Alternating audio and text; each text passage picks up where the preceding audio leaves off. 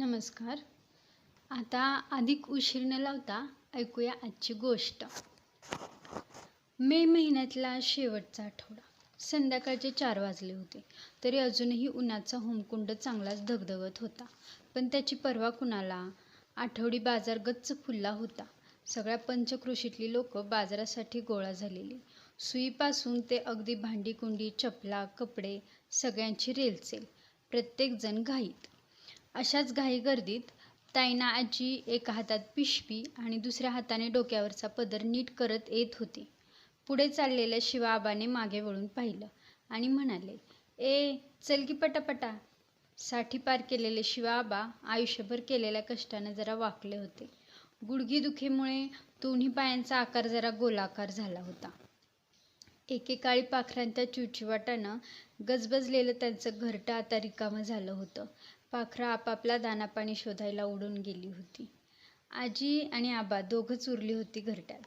हातातला धोतराचा सोगा सोडून डोक्यावरचा पटका नीट करत पुन्हा मागं पाहिलं. आजी एका आंब्याच्या दुकानाशी उभी राहून काहीतरी विचारत होती. आजी पुढं आली तेव्हा आबांनी विचारलं, "कसं म्हणतात आंब?" "आता किलोवर आहे ती. 120 रुपये किलो म्हणतात." आबा म्हणले. "असू दे, मोहरं बघू." जाता जाता दोघंही प्रत्येक ठिकाणी आंब्याचा भाव विचारत होती. 150, 200 रुपये ऐकून पुढं जात होती. आजी म्हणाली, "पाक उन्हाळा संपत आला की व, तरी स्वस्त व्हायनात आंब. गरिबानं कधी खायचं बाई आमरस. आता पाऊस पडल्याशिवाय नाही स्वस्त व्हायचं आंब." आबा म्हणाला, "मरू दे, चला तुमच्या चपला घेऊ आणि जाऊ, पुन्हा गाडी सुटेल आपली." "अजून काय घ्यायचं राहिलंय का?" आबांनी विचारलं. "नाही, आता काय चाची सुदनी घ्यायची होती, पण राहू द्या, पुढच्या बाजारी बघू. घरचे आहे चांगले अजून. तुम्हालाच एक पटका बघितला असता सुतीमध्ये. ह्यो टेरिकोटचा घसरतो सारखा आणि तापतो पण उन्हानं.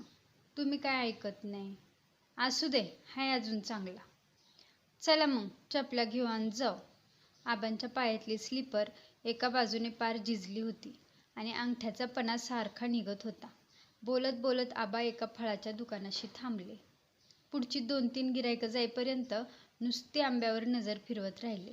मोकळीक झाल्यावर विचारलं, "कसं आहे ते आंब?" गल्ल्यावर बसून पैसे मोजणाऱ्या मालकिणीने सांगितलं, "ह्यो केसर घ्या 150 रुपये किलो. नाहीतर पायरी घ्या सरळ 200 रुपये किलो.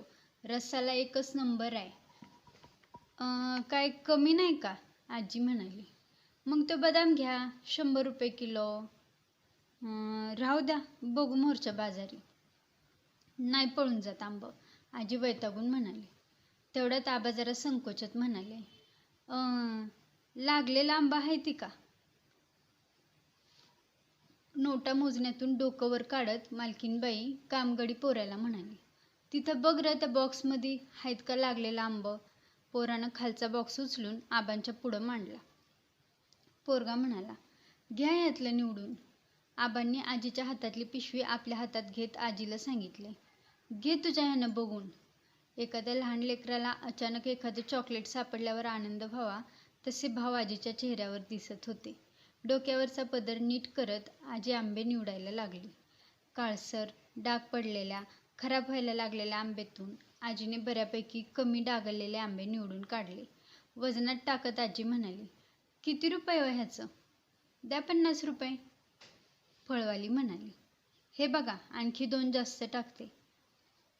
असं म्हणत फळवालीनं आणखी 2 आंबे वजनात टाकले. आबांनी पैरणीच्या खिशातून 50 रुपये काढून दिले. चालत चालत आबांनी कोणाला तरी विचारलं, "किती वाजलं हो पाहुणं?" 5:30.